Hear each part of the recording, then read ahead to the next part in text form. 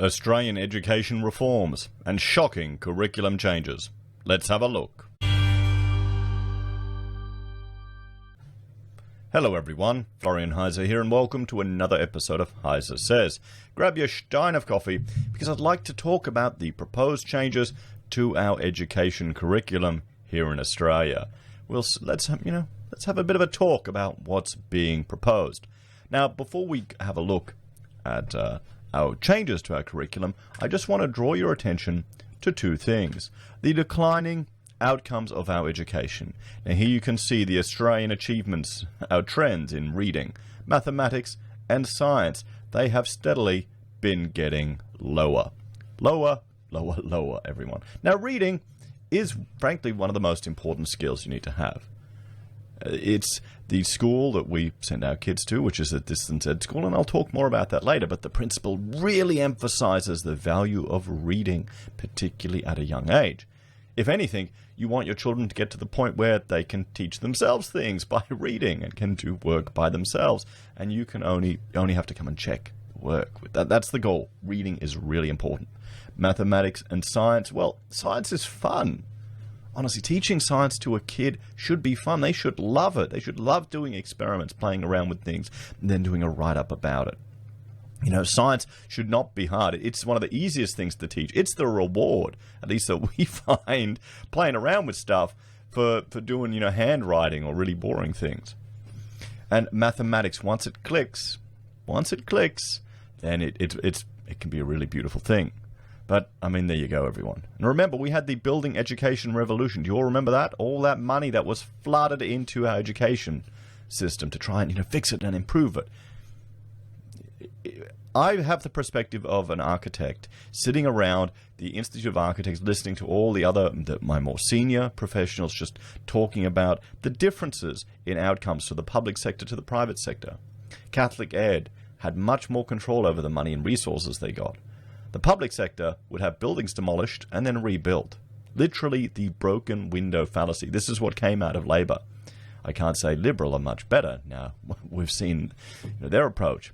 At least with the home builder, you've got individual owners who have a bit more control and direction over the money spent. So hopefully, well, there probably will be just as much broken window fallacies, guys.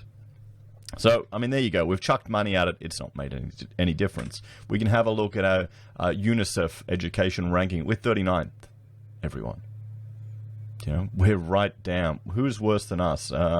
Romania. Oh, wait, that's it. Romania's worse than us. Bulgaria's better. Chile's better. Israel is better. New Zealand, much better. So, yeah. Our education system here isn't something to be proud of. And perhaps this is why that you're seeing all of these calls to bring in skilled people from overseas. Maybe our education just isn't up to par. And, well, let's have a look at these reforms. Well, let's look at this article from the Sydney Morning Herald and see what they're talking about. So, more First Nations, less Christian heritage in curriculum changes. Okay, now, there seems to be such an emphasis on Indigenous culture. I noticed it when we sent Mina to kindergarten, and everything, it was all this green hippie crap, and everything was Aboriginal. And in many ways, and other cultures like African cultures, and it was all pretty racist and outdated, I found. Mina was coming back going, oh, they all live in mud huts and stuff in Africa. And I go, well, they do in some parts, but other parts of Africa are just as advanced as we are, or even more advanced. This whole noble savage rubbish that is just permeating our education. If we want to learn about tribal society, then let's learn about all tribal societies. Let's learn about the Maasai in Africa and compare them to the agrarian tribes next to them and look at the differences in the people. What about let's learn about the Norse tribes there and the fact that they developed a completely different type of writing style. How about that? Or some of the American native tribes where their confederation laid the foundation for the Constitution of the United States of America. How about that? Or some of the advanced farming techniques over in South America. There's a lot to learn. I mean, okay, the indigenous Australians, they succeeded in surviving in a very harsh continent for a very long time, but their technological advancement was not that sophisticated compared to other nations. They're essentially nomadic Stone Age people. And, I mean, there's a lot more to the world than just here, and I'm afraid they're just gonna just go woke with it. So, students to be taught that First Nation Australians see settlement as an invasion. Well, do all First Nation...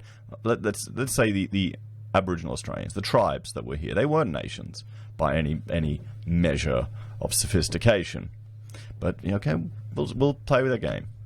Christian heritage replaced by multi-faith in civic courses. Well, no, we have a Christian heritage here in Australia, and this is coming from someone who lived most of his life as a militant atheist and is now a Christian. But that goes without saying. Sure, they are multi-faiths, but that they haven't played this same significant role in society.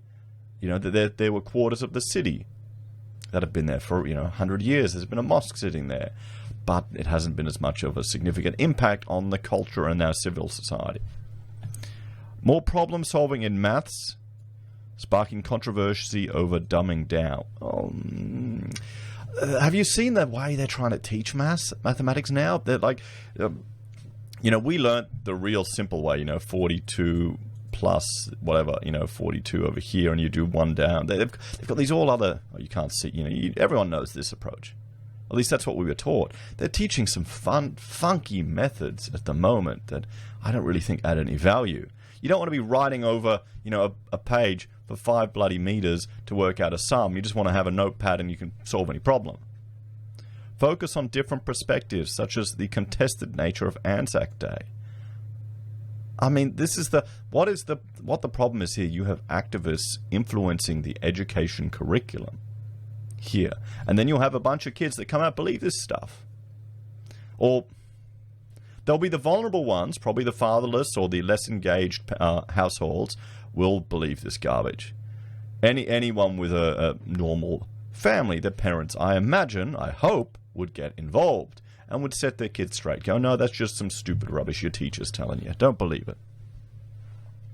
Indigenous and Aboriginal replaced with First Nations Australians. But, okay, well, they weren't really a nation.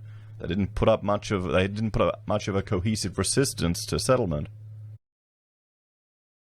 And if it was an invasion, you've got to learn from some of the other cultures that conquered others, guys. We're not doing it very well. So a proposal to give First Nations culture far greater emphasis in the national curriculum and teach students that many saw settlement as invasion will test Australians' willingness to move on from culture wars, education experts say. It will dumb down our education system. Is it really any value? Seriously, you've got look at the Chinese over there. Just they're ramming out. You've got a much higher IQ population in the Asian Oriental countries, and you've got a much more repetitious, less creative education system in many regards. But they're pumping them out, guys. A revised curriculum would also take references to Australia's Christian heritage out of civics in favour of terms such as secular and multi-faith, while history students will be taught that cultural touchstones such as the Anzac legend and Australia Day are contested.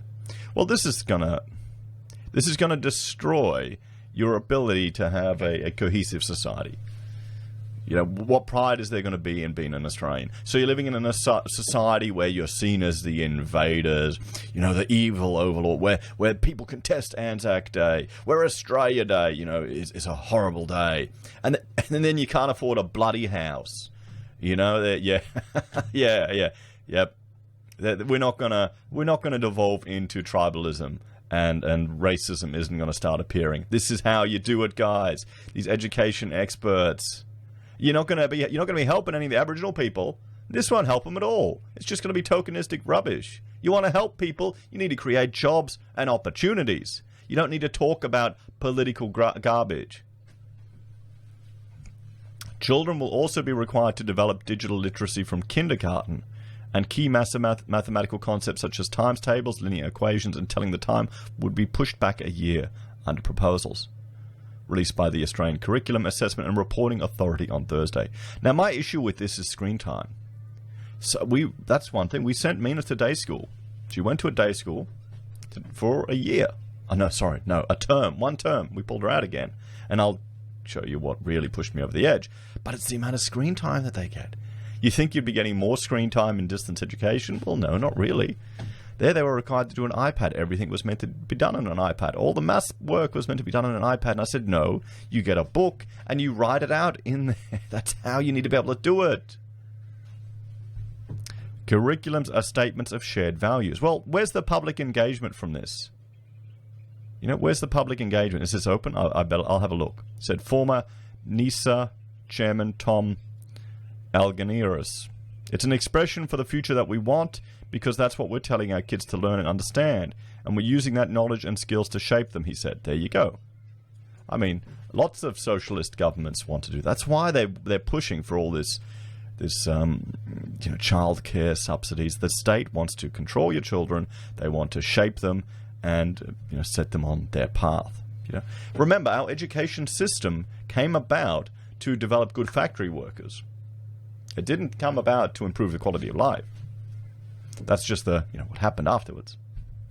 The draft is asserting that this is a perspective that is shared. The consultation is a test. Whether it is agreed, we can now share this understanding of how Australia was settled, and it's not controversial. Well, what do you think, everyone? The National Review found the themes in the current curriculum did not include enough truth-telling about the experience of First Nation Australians since European settlement and put too much emphasis on the period before contact with Europeans. Well, okay, how about truth-telling? If you look on my channel, I've done a video looking at the accounts of cannibalism within Indigenous cultures here in Australia. Here's the thing, everyone. Societies and civilizations, we all go through different levels. And, this may shock you, but even your European ancestors would have resorted at one point in time to cannibalistic tendencies, to get that source of protein. You don't think it didn't happen during those harsh winters before society had developed? It's called being a Stone Age civilization. Wow. They failed to recognize that the first people of Australia experienced colonization as invasion and dispossession of land, sea and sky. Said a summary of the proposed changes to the Aboriginal and Torres Strait Islander cross-curricular priority, which was taught across key disciplines. See, this is the thing. They watered down the fundamentals to insert this throughout the whole curriculum. Many welcome the proposals. Australian kids should be learning about Australian ancient cultures, said Catherine Barden, president of the History Teachers Association of Australia. Among the many changes to emphasise Australian Indigenous heritage, students who previously studied mainly European and North African ancient history will now study Australia's ancient history as a core subject, alongside one other overseas civilization. How much is there to learn? They didn't have a written language. They didn't have agriculture. They didn't... a very conservative civilization, everyone. You've got people pushing for a modern acceptance of Indigenous laws, but if you actually look at some of the cultural requirements, I've studied this as an architect. It's not compatible with Western society. Here's the thing: do you want to prop up civilizations that are kind of stagnated, or do you realize that cultures, civilizations, languages, everything evolves and changes over time? Look at Europe. It literally is a multicultural melting pot. Look at the language I'm speaking right now, English. This horrendous mishmash of all these other languages that come together that half the time doesn't even make any sense. That's what happens, everyone. That's normal. Maybe there needs to be an emphasis on that, so people are accepting of change and not just hearkening back to a past, to a grander past. Year 4 students will study the significance of trade to First Nation Australians. They didn't even have currency, rather than a world navigator, while Year 10 students will study how popular culture encouraged First Nation Australians to become proactive, citing the Bangarra Dance Theatre as an example, rather than post-World War II popular culture. I have no idea who that is. Maybe I need to learn. Year 9 student Dunjan Hussain, the subject of documentary film In My Blood, It Runs, which told his story of disengagement from Australia's education system, said the new content couldn't come sooner. Well, mate, I think you're going to be sad. I don't think it's going to really make school any better, mate. That's a whole other issue. I hope they make it quick while I'm still at school, he said. I feel really happy about those changes because that would mean we are actually telling the truth. I think this will change people's lives, all kids' lives, so they won't have to grow up thinking the Aboriginal people just gave up this country, he said. Coordinator of the National Indigenous Youth Education Coalition, Darumbal woman Hayley McQuire, said young people have been calling for these changes. It's really important that all young Australians are grounded in the truth of our past, she said. This is actually about justice and healing and how we want to move forward together as a country. There are already references to invasion in the New South Wales HSC Aboriginal Studies and History syllabus. This is not an invasion, everyone.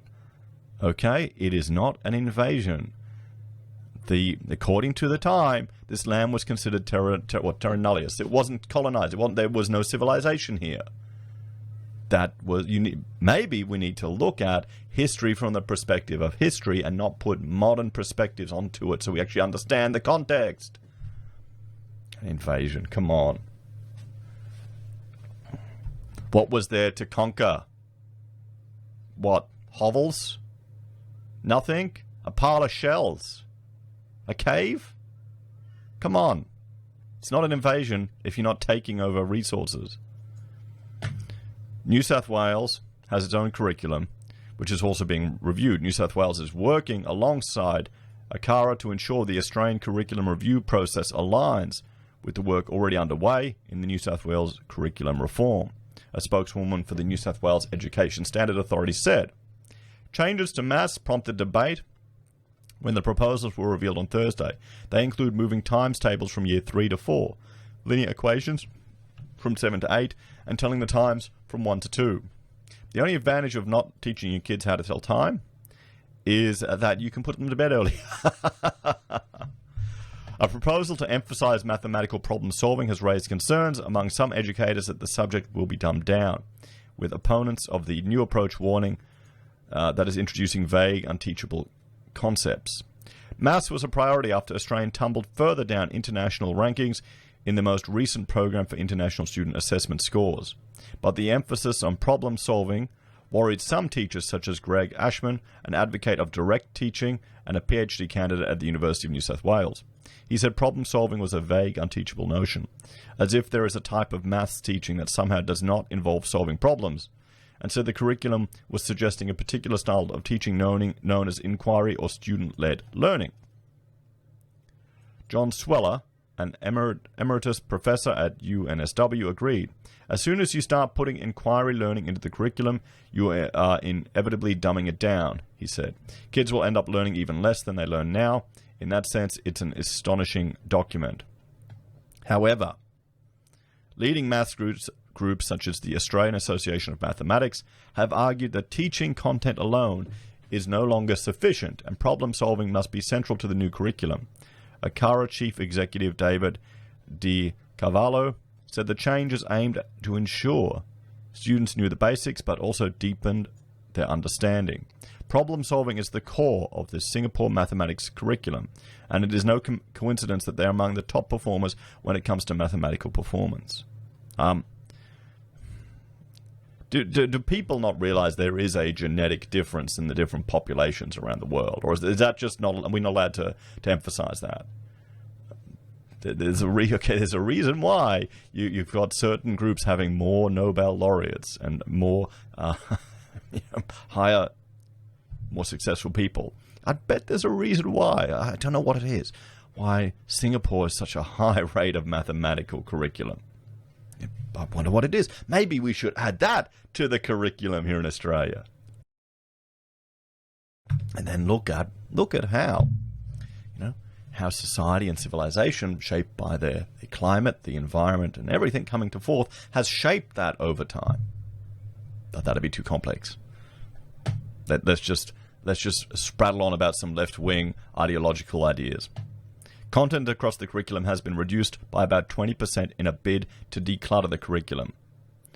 Mr. Di Cavallo said it had been given the Marie Kondo treatment so that regardless of how much content is left in the curriculum, it is properly organized, logical in its presentation, and sequenced coherently, clearly, and easily accessible.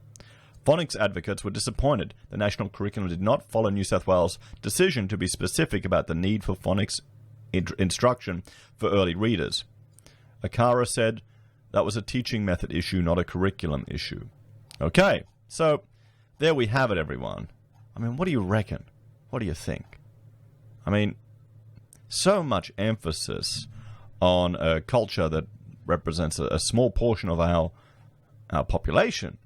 I mean, of course we need to learn about the indigenous heritage of Australia, but we should learn about the indigenous heritage of all parts of the world. There's valuable lessons there. One thing you need to compare and contrast the traditional Aboriginal diet to the diet they have now, and look at the changing death rates in their population. What's killing people back then to what's killing people now. That's probably the worst thing we've done for their entire culture, is introduce them to a Western diet, sadly. So let's have a look. Let's talk about our experience in this. Now, what I have here is a screenshot I took. Now, at the end of the term, they had an open day where parents could come and visit the classroom. And I went to visit the classroom to see Mina's work, and she was proud to show it off. Because we've been involved with a distance education school, a private distance education school where we put Mina in prep, and we decided to do that because we were quite concerned with just the preference towards girls in the education system there, the bias towards girls in the education system, and just how they're treating boys as defective girls. So we did it because, frankly, for our sons, we want to have a better environment for them to learn. And the whole, I was terrified of the homeschooler kind of freak family. They all wear the same clothes and they never go out. Children get socialized a lot in sports and other events with people they have a common interest in, not with people they're just stuck in the same classroom with. But Mina, her behavior, she needed, we told her she wasn't working enough independently. And we said, if you don't, we're putting you into day school. She didn't, so we put her into day school for a term. And we put her in there, and we thought we'd made a mistake because she was getting really stressed. She actually was bullied by another girl, threatened to kill her because we're meat eaters. A vegan threatened to kill my daughter. Isn't that awesome? Not surprising. And we spoke to her, said, we think we've made a mistake. We want to take you out. But Mina said, no, I want to stay at least one term to experience it. So we saw then that she'd had a level of maturity and she wanted to run with it. Now, it was interesting. I went out there to this space and the classroom. It's different to how we were taught. There's a new approach to it, and we've just started. We've been asked to design them, actually, for jobs. And we kept trying to, and you'll see why, we kept trying to break up the space and create different spaces. But no, they want one big space, and they cram like 3 classes in there. So they're 90 students, and they're 3 teachers. And all the students work in either individual groups, or they come together. And they don't have one teacher. They go up and ask the teacher questions. It is an advantageous approach to the teaching staff, but I would argue that it's not the best outcome for a child. And I'll play you some of the sounds from in this space, everyone. This is me recording Mina, because you can see here, we had decibel levels peaking at 91 in this space, everyone. Let me know if you think you could learn in an environment like this. Say hello. Say hello. Hello. Hello. Okay, I hope that worked. So, there you go. It was a very loud environment, and I'm not sure that it's the best learning space. What they'd done is they were moving the kids to another classroom, so they'd converted the library, but they hadn't spent the money to put in, just some baffles there to dull the sound. It was nuts. It was crazy.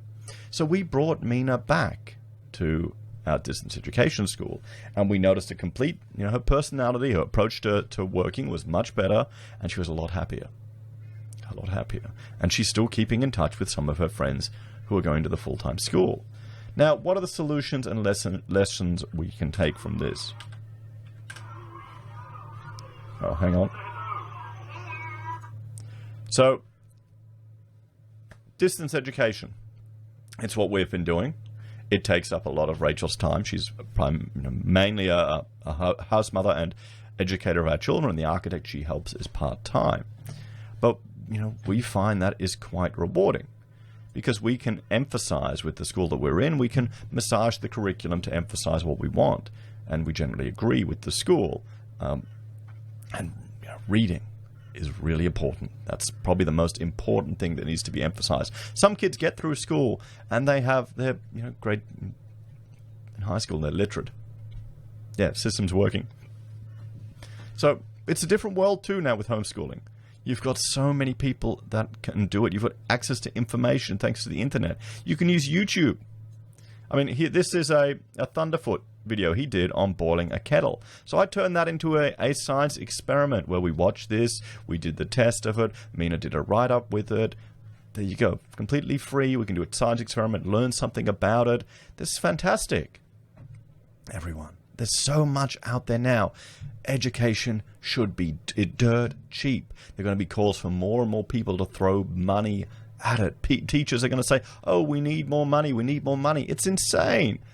It is just ludicrous how much money is wasted in education. We're in a school now where they don't need as many teachers because, we get a visit once a term from a teacher, a reporting visit. They'll check and write the report and report back to the state.